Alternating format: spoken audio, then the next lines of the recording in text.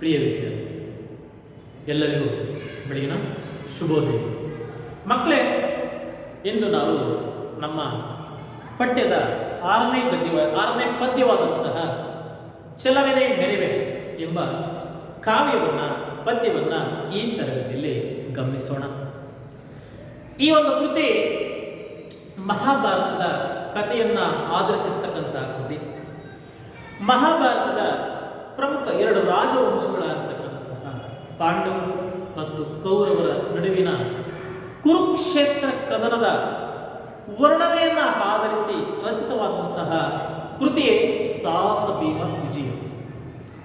ಈ ಸಾಹಸ ಭೀಮ ವಿಜಯಂ ಎಂಬತಕ್ಕಂಥಕ್ಕೆ ಮತ್ತೊಂದು ಹೆಸರು ಗದಾಯುದ್ಧ. ಆ ಗದಾಯುದ್ಧ ಅನ್ನತಕ್ಕಂಥ ಪದ ಕೇಳಿದರೆ ಸಾಕು ರನ್ನನ ಹೆಸರು ಕಣ್ಮುಂದೆ ಬರುತ್ತೆ. ಯಾಕಪ್ಪ ಅಂದರೆ ಕನ್ನಡ ನಾಡಿನ ಶ್ರೀಮಂತ ಕವಿಗಳಲ್ಲಿ ರನ್ನ ಮಹಾಶಯನು ಒಬ್ಬ, ಮೂಲತಃ ಕವಿ ಚಕ್ರವರ್ತಿ ಹಾಗೂ ರತ್ನಾತ್ರಯರಲ್ಲಿ ಒಬ್ಬ. ರನ್ನ ಕ್ರಿಸ್ತಶಕ 10ನೇ ಶತಮಾನದಲ್ಲಿ ಬದುಕಿದ್ದಂತಹ ಕವಿ, ಪಂಪನ ಸಮಕಾಲೀನ. ಆ ಕವಿ ತನ್ನ ಸಿಂಹಾವಲೋಕನ ಕಾವ್ಯ ಶೈಲಿಯಿಂದಲೇ ಕನ್ನಡ ಸಾಹಿತ್ಯದಲ್ಲಿ ತನ್ನದೇ ಇರತಕ್ಕಂತಹ ಒಂದು ವಿಶಿಷ್ಟಾಪನ್ನ ಒತ್ತಿ ಸಾಹಿತ್ಯ ಲೋಕ ಕಂಡಂತಹ ಧ್ರುವತಾರೆಗಳಲ್ಲಿ ಇವನು ಕೂಡ ಒಬ್ಬ ಅಂತಕ್ಕಂತಹ ಒಂದು ಕಾಲಘಟ್ಟವನ್ನು ಇಂದಿಗೂ ಚಿರಸ್ಥಾಯಿಯಾಗಿ ಉಳಿಸಿ ಹೋಗಿರ್ತಕ್ಕಂತಹ ಒಬ್ಬ ಮಹಾಕವಿ. ಆತನ ಪರಿಚಯವನ್ನು ಮಾಡಿಕೊಳ್ಳೋಣ. ಅದಕ್ಕೂ ಮುಂಚೆ ಈ ನಮ್ಮ ಪದ್ಯದ ಸನ್ನಿವೇಶ ಎಲ್ಲಿ ಬರುತ್ತೆ, ಯಾತಕ್ಕೋಸ್ಕರ ಕುರುಕ್ಷೇತ್ರ ಕದನ ನಡೀತು, ಅದರಿಂದ ಆದಂತಹ ದುಷ್ಪರಿಣಾಮಗಳೇನು, ಮಹಾಭಾರತ ಒಂದು ರೋಚಕ ಹೋರಾಟಕ್ಕೆ ಏಕೆ ನಾಂದಿಯಾಯಿತು ಅಂತಕ್ಕಂಥ ಒಂದು ಎಳೆಯನ್ನು ಗಮನಿಸಿಕೊಂಡು ನಾವು ನಮ್ಮ ಈ ಒಂದು ಚಲವನೆ ಮೆರವೆ ಎಂಬತಕ್ಕಂತಹ ಪದ್ಯಭಾಗವನ್ನು ಗಮನಿಸೋಣ. ಮಕ್ಕಳೇ, ಒಂದು ಕಡೆ ಧರ್ಮವನ್ನೇ ನಂಬಿಕೊಂಡಂತಹ ಪಾಂಡವ ಕುಲ. ಈ ಪಾಂಡವ ಕುಲಕ್ಕೆ ಶ್ರೀಕೃಷ್ಣ ಪರಮಾತ್ಮ ಆಶ್ರಯ ದೈವವಾಗಿ ನಿಂತಿದ್ದ. ಕೃಷ್ಣನ ಅಸಂಖ್ಯಾತ ಸೇನೆಯೋ ಜೊತೆಗೆ ಅಪ್ರತಿಮ ವೀರರನ್ನೊಳಗೊಂಡಂತಹ ಕುರುಸೇನೆ ಮತ್ತೊಂದು ಕಡೆ. ಈ 18 ದಿನಗಳ ಯುದ್ಧದಲ್ಲಿ ದಿನೇ ದಿನೇ ದಿನೇ ದಿನೇ ಕುರುಕ್ಷೇತ್ರ ಆ ಕುರುಕುಲಕ್ಕೆ ಆಘಾತವನ್ನು ಉಂಟು ಮಾಡಿತು. ದಿನೇ ದಿನೇ ದಿನೇ ಒಬ್ಬೊಬ್ಬರೇ ವೀರರು ಯುದ್ಧ ಭೂಮಿಯಿಂದ ಹಿಂದೆ ಸರಿಯುವ ಮೂಲಕ ಅಥವಾ ಯುದ್ಧದಲ್ಲಿ ಮಡಿಯುವ ಮೂಲಕ ದುರ್ಯೋಧನ ತನ್ನ ಅನುಜರು ತನ್ನ ಅನುಸರಿಸಿಕೊಂಡು ಹುಟ್ಟಿದಂತಹ ಸೋದರನ್ನೆಲ್ಲ ಕಳ್ಕೊಂಡು ಮನೆಗೆ ತನ್ನ ಪ್ರೀತಿಯ ತಮ್ಮನಾದಂತಹ ದುಶ್ಯಾಸನವನ್ನೂ ಕೂಡ ಭೀಮನಿಂದ ಕಳ್ಕೊಳ್ತಾನೆ. ಆ ಭೀಮ ಅವನನ್ನು ಅತ್ಯಂತ ಬೀಭತ್ಸವಾಗಿ ಕುರುಕ್ಷೇತ್ರದಲ್ಲಿ ಸಾಯಿಸುತ್ತಾನೆ. ಇದಲ್ಲದೆ ಅವನ ಆಪ್ತ ಮಿತ್ರ, ನಿಜಸಖ, ಪ್ರಾಣಮಿತ್ರ, ಆಪ್ತ ಮಿತ್ರ ಕರ್ಣನು ಕೂಡ ಅರ್ಜುನನಿಂದ ಹತನಾಗ್ತಾನೆ. ಅರ್ಜುನನಿಂದ ಹತನಾದಂತಹ ಕರ್ಣನನ್ನ ಕಳ್ಕೊಂಡಿರ್ತಕ್ಕಂಥ ದುರ್ಯೋಧನನ ಮನಸ್ಥಿತಿ ಒಂದು ರೀತಿ ವಿಕೋಪಗೊಳ್ಳುತ್ತೆ. ಆ ವಿಕೋಪಗೊಂಡಾಗ ಇನ್ನು ಉಳಿದಿರ್ತಕ್ಕಂಥದ್ದು 1 ದಿನದ ಯುದ್ಧ. ಆ 1 ದಿನದ ಯುದ್ಧದಿಂದ ಮುಂಚೆ ತಂದೆ ತಾಯಿಯವರ ಆಶೀರ್ವಾದವನ್ನು ಪಡೆಯಬೇಕು ಅಂತ ಹೋಗ್ತಾನೆ. ಆಗ ಆ ತಂದೆ ತಾಯಿಗಳು ಅವನನ್ನು ಬಾಚಿ ತಪ್ಪಿಕೊಂಡು ನಮಗೆ ಹುಟ್ಟಿರ್ತಕ್ಕಂಥ 100 ಮಕ್ಕಳಲ್ಲಿ ನಮ್ಮ ಕುರುಕುಲಕ್ಕೆ ನೀನೊಬ್ಬನೇ ಸೂರಿನಂತನು, ನೀನೊಬ್ಬ ಉಳ್ಕೊಂಡ್ರೆ ಸಾಕು, ಆ 100 ಜನರ ನೋವು ನಮಗೆ ಕಾಡಲ್ಲ. ಹಾಗಾಗಿ ಈಗಲಾರ ನಮ್ಮ ಮಾತನ್ನು ಕೇಳು, ಸಂಧಿಯನ್ನು ಮಾಡಿಕೊ. ಆ ಪಾಂಡವರ ಜೊತೆ ಒಂದು ಒಪ್ಪಂದವನ್ನು ಮಾಡಿಕೊಂಡು ಸುಖದಿಂದ ಬಾಳು. ಆಗಲಾರ ನಾವು ನೆಮ್ಮದಿಯಿಂದ ಕಣ್ಣು ಮುಚ್ಚಬಹುದು. ನಾವಿದ್ದಂಗೆ ನೀವು ನನ್ನ ಕಣ್ಣೆದುರಿಗೆ ಸತ್ತರೆ ಆ ನೋವು ನಿಜಕ್ಕೂ ನಮ್ಮ ಸಾಯೋರ್ಗೂ ಕಾಡುತ್ತೆ. ಹಾಗಾಗಿ ದುರ್ಯೋಧನ, ನಮ್ಮ ಮಾತನ್ನ ಕೇಳಪ್ಪ ಅಂತೇಳಿ ಅವರು ಕೂಡ ಇವನಿಗೆ ಮೊರೆ ಇಡುತ್ತಾರೆ. ಆ ಮಾತುಗಳನ್ನ ತಂದೆ ತಾಯಿಗಳ ಒಂದು ಆಪ್ತ ಸಲಹೆಯನ್ನ ಧಿಕ್ಕರಿಸಲಾಗದೆ ಒದ್ದಾಡದಂಥ ದುರ್ಯೋಧನ, ನಾನು ಯಾವುದೇ ಕಾರಣಕ್ಕೂ ಯುದ್ಧ ಭೂಮಿಯಿಂದ ಹಿಂದೆ ಸರಿಯಲ್ಲ ಅಂತ ಹಠ ಹಿಡಿದಾಗ, ಆ ಛಲವನ್ನ ಬಿಡದೆ ಹಠ ಹಿಡಿದಾಗ ಕೊನೆಯದಾಗಿ ಆ ಧೃತರಾಷ್ಟ್ರ ಮತ್ತು ಗಾಂಧಾರಿ ತಮ್ಮ ಪ್ರೀತಿಯ ಪುತ್ರನಿಗೆ, ಆಯಿತು, ನಮ್ಮ ಇಡೀ ಪಾಂಡವ ಕುಲಕ್ಕೂ ಕುರುಕುಲಕ್ಕೂ ಹಿರಿಯರಾದಂತಹ ಭೀಷ್ಮಾಚಾರ್ಯರು ಮರಣಶ್ರೇಯಲ್ಲಿದ್ದಾರೆ.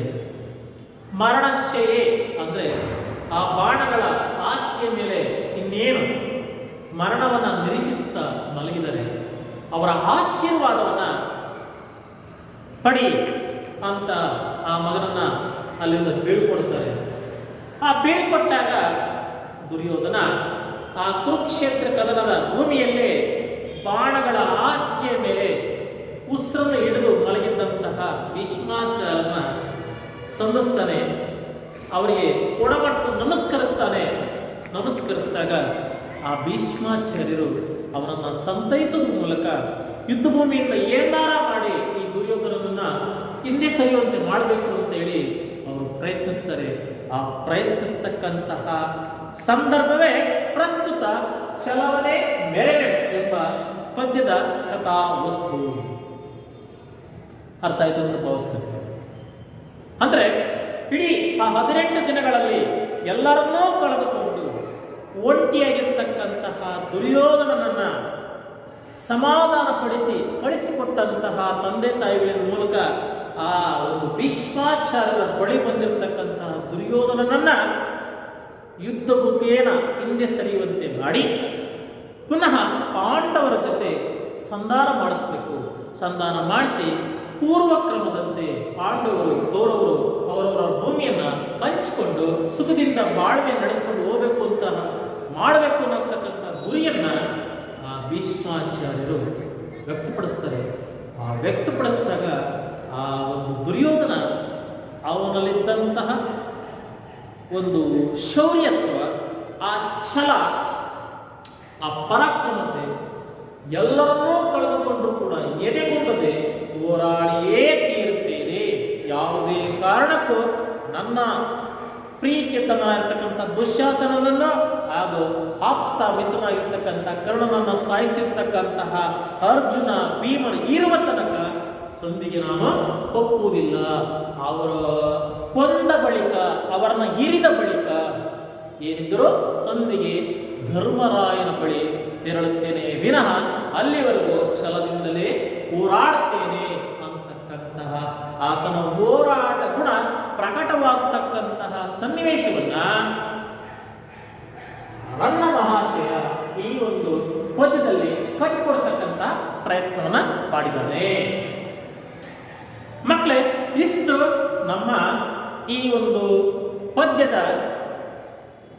ಒಂದು ಪೂರ್ವ ಪ್ರವೇಶ. ಇಸ್ಸಾಕು ಈಗ ನಮ್ಮ 10ನೇ ಶತಮಾನದಲ್ಲಿ ಕಂಡುಬಂದಂತಹ ಒಬ್ಬ ಸಾಹಿತ್ಯ ಲೋಕದ ಧ್ರುವತಾರೆ ಎನಿಸಿಕೊಂಡಂತಹ ರನ್ನನನ್ನ ಈ ತರಗತಿಯಲ್ಲಿ ಪರಿಚಯಿಸಿಕೊಳ್ಳೋಣ. ರನ್ನ ಮಹಾಶಯ ಕ್ರಿಸ್ತಶಕ ಸುಮಾರು 949ರಲ್ಲಿ ಮಧುವಳಲು ಎಂಬತಕ್ಕಂಥ ಪ್ರಾಂತ್ಯದಲ್ಲಿ ಜನಿಸ್ತಾನೆ. ಈತನ ತಂದೆ ಜಿನವಲ್ಲಭ, ತಾಯಿ ಹಬ್ಬಲಬ್ಬೆ. ಮಕ್ಕಳೇ, ಈತನ ಪ್ರಮುಖ ವೃತ್ತಿ ಬೆಳೆಗಾರ ವೃತ್ತಿ. ಬೆಳೆಯನ್ನು ಮಾರಿಕೊಂಡು ಜೀವನ ನಡೆಸುತ್ತಿದ್ದಂತಹ ವೃತ್ತಿ ರನ್ನನದಾಗಿತ್ತು. ಅವರ ಒಂದು ಪೂರ್ವಜರೆಲ್ಲರೂ ಕೂಡ ಬೆಳೆಗಾರ ವೃತ್ತಿಯನ್ನು ಅವಲಂಬಿಸಿದ್ರು.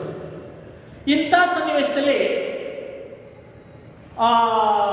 ಇವತ್ತು ಬಾಗಲಕೋಟೆ ಜಿಲ್ಲೆಯಲ್ಲಿದೆ ಮುಧೋಳ, ಹಿಂದೆ ಬಿಜಾಪುರ ಜಿಲ್ಲೆಯಲ್ಲಿತ್ತು.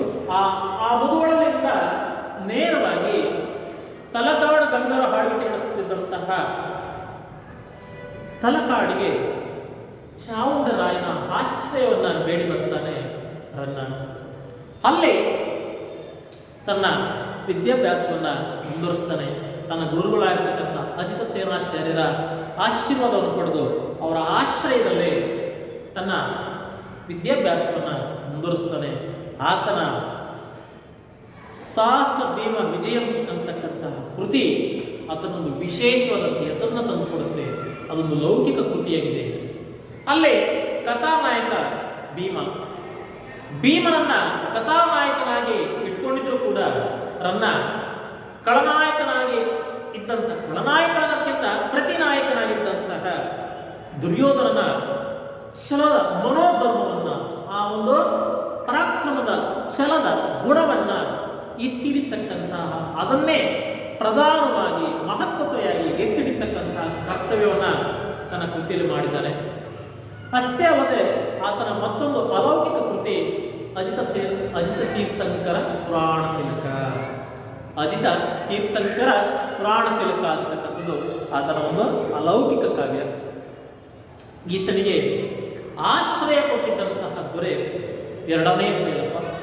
ಆ ಎರಡನೇ ತೈಲಪ್ಪ ಚಾಲುಕ್ಯರ ಅರಸು.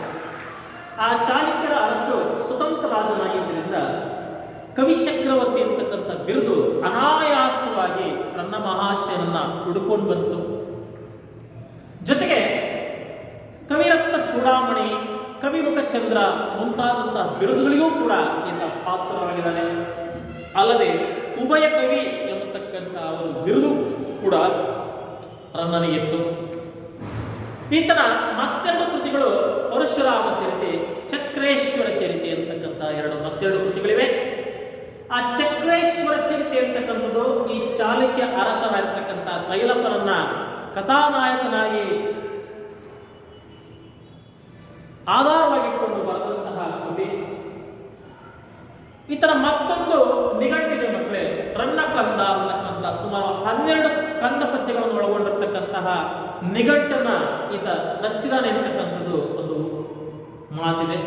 ಒಟ್ಟಾರೆ ಚಕ್ರೇಶ್ವರ ಚರಿತೆ, ಪರಶುರಾಮ ಚರಿತೆ ಎರಡು ಕೃತಿಗಳು ಲಭ್ಯವಿಲ್ಲ.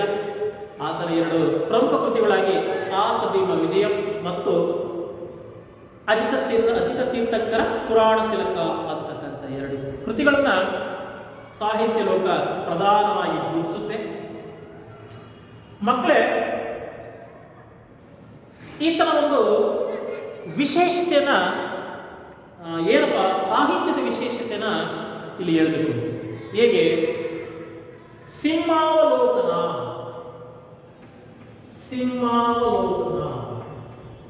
ಈ ಕ್ರಮದಿಂದ ಈತ ತನ್ನ ಕಾವ್ಯವನ್ನು ರಚಿಸ್ತಾ ಸಾಗಿದ್ದಾನೆ. ಏನ್ ಸರ್ ಸಿಂಹಾವಲೋಕನ? ಪ್ರಾಣಿಗಳಲ್ಲೆಲ್ಲ ರಾಜ ಗಾಂಭೀರ್ಯದ ಪ್ರಾಣಿ ಸಿಂಹ. ಆ ಸಿಂಹ ನಡೆಯುವಾಗ, ತನ್ನ ಹೆಜ್ಜೆಗಳನ್ನು ಹಾಕುವಾಗ ಮುಂದೆ ಚಲಿಸಿದಂತೆ ಇದ್ದಕ್ಕಿದ್ದಂತೆ ನಿಂತು ಒಮ್ಮೆ ಹಿಂತಿರುಗಿ ನೋಡುತ್ತಂತೆ. ಆ ಹಿಂತಿರುಗಿ ತನ್ನ ಹೆಜ್ಜೆಗಳನ್ನು ನೋಡುತ್ತಂತೆ. ಆ ಒಂದು ಗಾಂಭೀರ್ಯವನ್ನ ಸಿಂಹ ತನ್ನ ನಡಿಗೆಯಲ್ಲಿ ಕಾಪಾಡಿಕೊಳ್ಳುತ್ತದೆ. ಹಾಗೆ ರನ್ನ ಸಾಹಸ ಭೀಮ ವಿಜಯಂ ಅಂದ್ರೆ ಅಥವಾ ಗದಾಯುದ್ಧ, ಈ ಗದಾಯುದ್ಧವನ್ನ ವರ್ಣಿಸುವಾಗ ಆ ಕುರುಕ್ಷೇತ್ರ ಕದನದ ಪ್ರಧಾನವಾದಂತಹ ಆ ಒಂದು ಸನ್ನಿವೇಶವನ್ನ 12 ಆಶ್ವಾಸಗಳಲ್ಲಿ ವರ್ಣಿಸುವಾಗ ಸಮಯ ಸಿಕ್ಕಿದಂತಹ ಕಾಲಕ್ಕೆ ಸಿಕ್ಕಿದಂತಹ ಸನ್ನಿವೇಶಗಳನ್ನ ವರ್ಣಿಸುವಾಗ ಇಡೀ ಮಹಾಭಾರತದ ಕಥೆಯನ್ನ ಅಲ್ಲಲ್ಲಿ ಒಂದು ರೀತಿ ಆ ಸಮಯೋಚಿತವಾಗಿ ಆ ಕವಿ ಬಳಸ್ಕೊಳ್ತಾ ಸಾಕ್ತಾನೆ. ಹಾಗಾಗಿ ಆ ಗದಾಯುದ್ಧದ ಚಿತ್ರಣದೊಂದಿಗೆ ಇಡೀ ಮಹಾಭಾರತವನ್ನ ಓಡುಗರಿಗೆ, ಕವಿಗಳಿಗೆ, ಸೌಹೃದಯರಿಗೆ ಕಟ್ಟಿಕೊಡ್ತಕ್ಕಂಥ ಪ್ರಯತ್ನವನ್ನ ಈತ ಮಾಡಿರೋದ್ರಿಂದ ಈತನ ಒಂದು ಆ ಕೃತಿಗೆ ಈ ಒಂದು ಸಿಂಹಾವಲೋಕನ ಅಂತಕ್ಕಂಥದ್ದನ್ನ ನಾವು ಮನಗಾಣಬಹುದಾಗಿದೆ. ಇಷ್ಟು ಈತನ ಒಂದು ಸಾಹಿತ್ಯದ ಜೀವನದ ಪರಿಚಯ. ಇನ್ನು ವೈಯಕ್ತಿಕವಾಗಿ ರನ್ನನ ಬಗ್ಗೆ ಹೇಳಿಕೊಂಡ್ರೆ, ಈತನಿಗೆ ಒಂದು ಸುಂದರವಾಗಿರ್ತಕ್ಕಂಥ ಸಾಂಸಾರಿಕ ಜೀವನ ಇತ್ತು. ಆ ಸಾಂಸಾರಿಕ ಜೀವನದಲ್ಲಿ ಈತನಿಗೆ ದ್ವಿಪತ್ನಿಯರು, ಒಬ್ಬಳು ಶಾಂತಿ ಅಂತ ಮತ್ತೊಬ್ಬಳು ಜಕ್ಕಿ ಅಂತ, ಆ ಇಬ್ಬರನ್ನ ಈತ ವರಿಸಿದ್ದ. ಅಷ್ಟೇ ಅಲ್ಲದೆ ಈತನ ಇಬ್ಬರು ಮಕ್ಕಳು ರಾಯ ಮತ್ತು ಹಬ್ಬೆ. ರಾಯ ಮತ್ತು ಹತ್ತಿಮಬ್ಬೆ ಅಂತಕ್ಕಂತಹ ಇಬ್ಬರು ಪುತ್ರ ಪುತ್ರಿಯರಿದ್ರು. ತಮಗೆ ಆಶ್ರಯ ಕೊಟ್ಟಂತಹ ಚಾವುಂಡರಾಯನನ್ನ ಹತ್ತಿಮಬ್ಬೆಯನ್ನ ನಿತ್ಯ ಸ್ಮರಿಸುವುದಕ್ಕೋಸ್ಕರ ತನ್ನ ಪುತ್ರರ ನಡುವೆ ಅವನು ಆ ಹೆಸರನ್ನಿಟ್ಟು ಪಾಲಿಸ್ಕೊಳ್ತಾ ಬಂದ ಅಂತಕ್ಕಂಥದ್ದು ಆತನ ವೈಯಕ್ತಿಕ ಜೀವನ ಹೋದಾಗ ನಮಗೆ ಅರ್ಥ ಆಗುತ್ತೆ ಮಕ್ಕಳೇ. ಒಟ್ಟಾರೆಯಾಗಿ ರನ್ನನ ಒಂದು ಕಿರುಪರಿಚಯ ಇಷ್ಟೇ ಮಕ್ಕಳೇ. ಏನು, ಈತನ ಕಾಲ ಕ್ರಿಸ್ತಶಕ 949, ಅಂದ್ರೆ 10ನೇ ಶತಮಾನ. ನೀವು ಎಷ್ಟನೇ ಕ್ಲಾಸ್? 10ನೇ ಕ್ಲಾಸ್ ಅಲ್ವಾ? ಹಾಗಾಗಿ 10ನೇ ಶತಮಾನದಲ್ಲೇ ಜೀವಿಸಿದಂತಹ ಕವಿ. ಈತನ ಒಂದು ಪೂರ್ಣಕಾಲ ಕ್ರಿಸ್ತಕ 1020 ತನಕ ಜೀವಿಸಿದ್ದ ಅಂತಕ್ಕಂಥದ್ದು ಒಂದು ನಂಬಿಕೆ. ಸ್ಥಳ ಬಾಗಲಕೋಟೆ ಜಿಲ್ಲೆಯ ಮುಧೋಳ ಅಂತಕ್ಕಂತಹ ಪ್ರಾಂತ್ಯದಲ್ಲಿ ಮುಧೋಳ ತಾಲೂಕಿನ ಮುಧೋಳಲು ಅಂತಲೇನೋ ಬರುತ್ತೆ.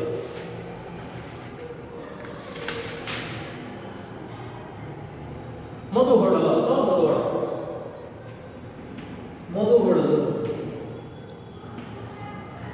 ತಂದೆ ಜಿನವಲ್ಲಭ, ತಾಯಿ ಹಬ್ಬಲಬ್ಬೆ.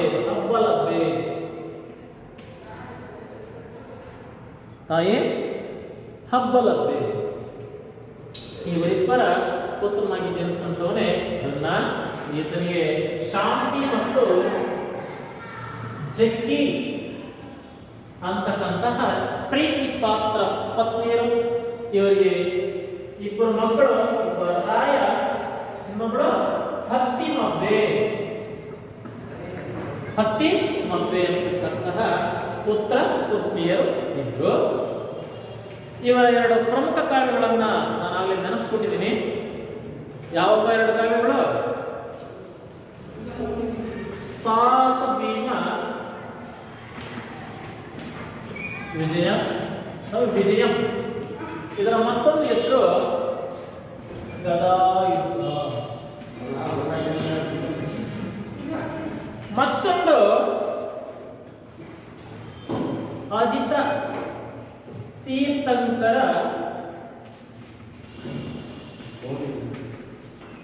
ಪುರಾಣ ತಿಲಕಂ. ಇದು ಅಲೌಕಿಕ ಕೃತಿ, ಇದು ಲೌಕಿಕ ಕೃತಿ. ಈ 2 ಕೃತಿಗಳನ್ನ ರಚಿಸಿದಾವೆ. ಇವೆರಡು ಕೂಡ ಲಭ್ಯವಿದೆ. ಇನ್ನೆರಡು ಕೃತಿಗಳು ಲಭ್ಯವಿಲ್ಲ. ಅವ್ಯಾವಪ್ಪ ಅಂದ್ರೆ ಚಕ್ರೇಶ್ವರ ಚರಿತೆ, ಪರಶುರಾಮ ಚರಿತೆ. ಇವು ಇಷ್ಟು ರನ್ನ ಮಹಾಶಯನ ಒಂದು ಕಿರು ಪರಿಚಯ. ಮಕ್ಕಳೇ, ಇಲ್ಲೊಂದು 4 ರಿಂದ 6 ಪದಗಳನ್ನ ಇಲ್ಲಿ ಕಪ್ಪುವರಿಗೆ ಮೇಲೆ ಬರ್ತಿದ್ದೀನಿ. ಈ ಪದಗಳಿಗೆ ಅರ್ಥವನ್ನು ತಿಳ್ಕೊಂಡು ನಾವು ಪದ್ಯಕ್ಕೆ ಸಾಗೋಣ. ಇಂಬ ಕೈವ ಅಂದ್ರೆ ಒಪ್ಪಿಕೊಳ್ಳು.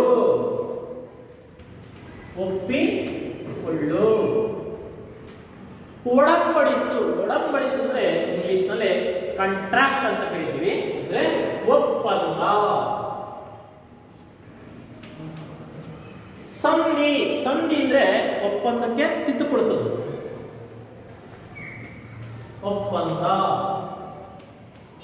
ನಡೆಯುವಂತೆ, ನಡೆದುಕೊಳ್ಳುವಂತೆ.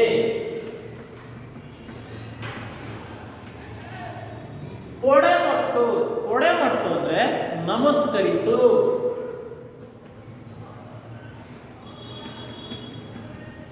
ಕೊನೆಯದಾಗಿ ಈತ ಅಹಿತ. ಹಿತ ಅಂದ್ರೆ ಒಳ್ಳೆಯವರು, ಅಹಿತ ಅಂದ್ರೆ ಆಗದೇ ಇರ್ತಕ್ಕಂಥವರು. ಅಹಿತರೋಳ್ ಆಗದೇ ಇರುವವರು.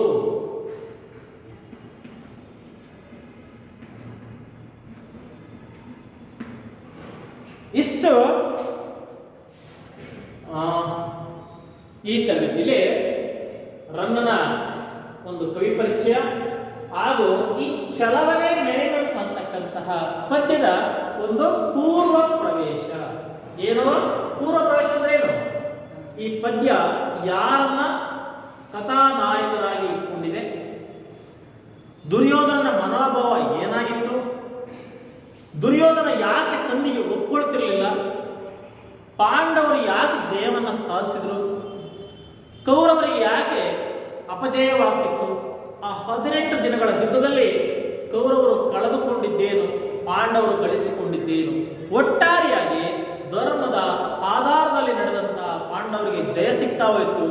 ಧರ್ಮವನ್ನು ಕಳೆದುಕೊಂಡು ಕೇವಲ ಛಲಕ್ಕಾಗಿ ಅವನೆಷ್ಟೇ ಶೌರ್ಯದಿಂದ ಪರಾಕ್ರಮದಿಂದ ಇದ್ರೂ ಕೂಡ ಆ ಶೌರ್ಯ ಪರಾಕ್ರಮವಲ್ಲ, ಅವನ ಅಧರ್ಮಕ್ಕೆ ಬಲಿಯಾಯಿತು. ಹೀಗಾಗಿ ತನ್ನವರನ್ನ ನಂಬಿಕೊಂಡವರಂತ ಎಲ್ಲವರನ್ನೂ ಕಳೆದುಕೊಂಡು ಕೊನೆಗೆ ಒಂಟಿಯಾದಂತಹ ದುರ್ಯೋಧನ ಸಂಧಿಯ ಸನ್ನಿವೇಶದಲ್ಲಿ ಆಡಿದಂತಹ ಛಲದ ಮಾತುಗಳೇ ಪ್ರಸ್ತುತ ಪದ್ಯಭಾಗ. ಈಗ ಪದ್ಯಭಾಗಕ್ಕೆ ಹೋಗೋಣ.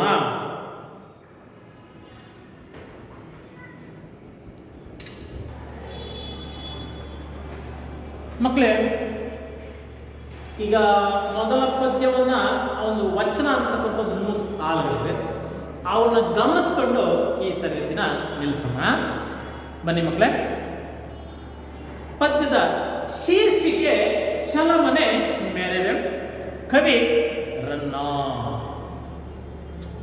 ಪಂಪ ಕವಿಯ ನಂತರ ಕಾಣಬರುವ ಶಕ್ತಿ ಕವಿ ಎಂದರೆ ರನ್ನ. ನಾನು ಹೇಳಿದ್ದೆ ಅವರಿಬ್ಬರು ಸಮಕಾಲೀನರು. ಪಂಪನ 2 ಕೃತಿಗಳಿಂದ ಅವನು ಕೂಡ ಸಾಹಿತ್ಯ ಲೋಕವನ್ನು ಶ್ರೀಮಂತಗೊಳಿಸಿದ್ದಾನೆ. ಆದಿಪುರಾಣ, ವಿಕ್ರಮಾರ್ಜುನ ವಿಜಯ. ಅದೇ ರೀತಿ ರನ್ನ ಮಹಾಶಯನು ಸಾಹಸಭೀಮ ವಿಜಯ, ಅಜಿತ ತೀರ್ಥಂಕರ ಪುರಾಣ ತಿಲಕ 2 ಕೃತಿಗಳಿಂದ ಲೌಕಿಕದಲ್ಲೂ ಅಲೌಕಿಕದಲ್ಲೂ ಎರಡರಲ್ಲೂ ತನ್ನ ಒಂದು ವಿಶೇಷತೆಯನ್ನ ಮೆರೆದಿರ್ತಕ್ಕಂತಹ ಶಕ್ತಿ ಕವಿ ರನ್ನ. ಕಾವ್ಯವು ಸಿಂಹಾವಲೋಕನ ಕ್ರಮದಲ್ಲಿರುವ ಶ್ರೇಷ್ಠ ಕಾವ್ಯ. ನಾನು ಸಿಂಹಾವಲೋಕನ ಅಂದ್ರೆ ಏನು ಅಂತಕ್ಕಂಥದ್ದನ್ನ ಈಗಾಗಲೇ ಒತ್ತಿ ತಿಳಿಸ್ಕೊಟ್ಟಿದ್ದೀನಿ. ಯುದ್ಧದ ಪರಿಣಾಮ ಯಾವಾಗಲೂ ಸರ್ವನಾಶವೇ. ಯುದ್ಧ ಸರ್ವನಾಶಕ್ಕೆ ಕಾರಣ. ಅದೊಂದು ರೀತಿ ರಕ್ತದ ಹೂ. ಒಬ್ಬನಿಗೆ ಜಯ ಸಿಕ್ಕಿದರೆ ಮರುಕ್ಷಣವೇ ಅವನ ನೆಮ್ಮದಿ ನಾಶವಾದಂತೆ. ಯಾಕೆಂದ್ರೆ ಸೋತಂತವನು ತಿರುಗಿ ಬೀಳುವಂತಕ್ಕಂತಹ ಸಾಧ್ಯತೆ ದಟ್ಟವಾಗಿರುತ್ತದೆ. ಹಾಗಾಗಿ ಯುದ್ಧದ ಪರಿಣಾಮ ಯಾವತ್ತೂ ನಾಶಕ್ಕೆ ಹೇತು. ಆದರೆ ರನ್ನ ಚಿತ್ರಿಸಿರುವ ದುರ್ಯೋಧನನ ಛಲವನ್ನೇ ಮುಖ್ಯ ಗುಣವಾಗಿ ಉಳ್ಳವನು. ಭೀಷ್ಮರ ಎದುರಿನಲ್ಲಿಯೇ ಸಂಧಿಗೆ ಒಪ್ಪದೆ ಯುದ್ಧ ಮಾಡಿಯೇ ತೀರಬೇಕೆಂಬ ಅವನ ಛಲ ಅವನ ಸ್ವಭಾವಕ್ಕೆ ತಕ್ಕನಾಗಿ ವ್ಯಕ್ತಗೊಂಡಿರುವುದನ್ನು ಇಲ್ಲಿ ಮನಗಾಣಬಹುದು. ಆತ ಛಲಕ್ಕಾಗಿ ಹೋರಾಡಿ ಛಲದಲ್ಲಿಯೇ ವೀರ ಮರಣವನ್ನು ಹೊಂದತಕ್ಕಂತಹ ದುರ್ಯೋಧನನ ಚಿತ್ರಣ ಪ್ರಸ್ತುತ ಕಾವ್ಯದಲ್ಲಿ ಚಿತ್ರಿತಗೊಂಡಿದೆ. ವಚನ ನೋಡಿಕಲೇ.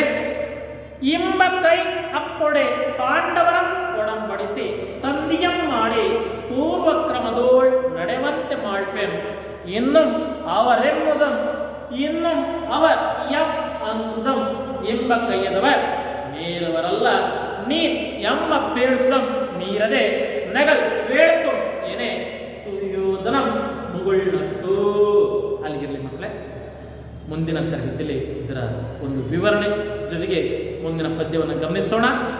ಈ ಒಂದು ಮನೆಗೆಲಸವನ್ನು ಗುರುತು ಹಾಕೊಳ್ಳಿ. ರನ್ನ ಮಹಾಶಯನ ಒಂದು ಪರಿಚಯ ಒಂದು ಅಷ್ಟು ಬರ್ಕೊಂಬಂದ್ರೆ ಸಾಕು ಮಕ್ಕಳೇ. ರನ್ನ ಕವಿಯ ಒಂದು ಪರಿಚಯವನ್ನು ಸವಿಸ್ತಾರವಾಗಿ ಬರ್ಕೊಂಡು ಬನ್ನಿ. ಉಳಿದಂತೆ ಆ ಪಠ್ಯದ ಹಿಂಭಾಗದಲ್ಲಿ ಪದಗಳನ್ನು ಒಂದು ಹಳೆಗನ್ನಡ ಪದಗಳನ್ನು ವಿಭಾಗಿಸಿ ಪದವನ್ನು ವಿಗ್ರಹಿಸಿ ಒಂದು ರೀತಿ ಸೊಗಸಾಗಿ ಪಠ್ಯಪುಸ್ತಕದಲ್ಲಿ ಕಾಣಿಸಿದ್ದಾರೆ ಮಕ್ಕಳೇ. ಅವುಗಳನ್ನು ನೋಡಿ ಒಮ್ಮೆ ಆ ಒಂದು ಕಥೆಯ ಆಶಯವನ್ನು, ಆ ಪದ್ಯದ ಪ್ರವೇಶವನ್ನು ಗಮನಿಸ್ಕೊಂಡು ಬಂದರೆ ಮುಂದೆ ಪದ್ಯ ಭಾಗಕ್ಕೆ ಸುಲಭ ಆಗುತ್ತೆ. ಎಷ್ಟು ಸಾಕು. ಮುಂದಿನ ತರಗತಿಯಲ್ಲಿ ಉಳಿದ ಪದ್ಯ ಭಾಗವನ್ನು ಗಮನಿಸೋಣ. ಥ್ಯಾಂಕ್ಸ್ ಮಕ್ಕಳೇ.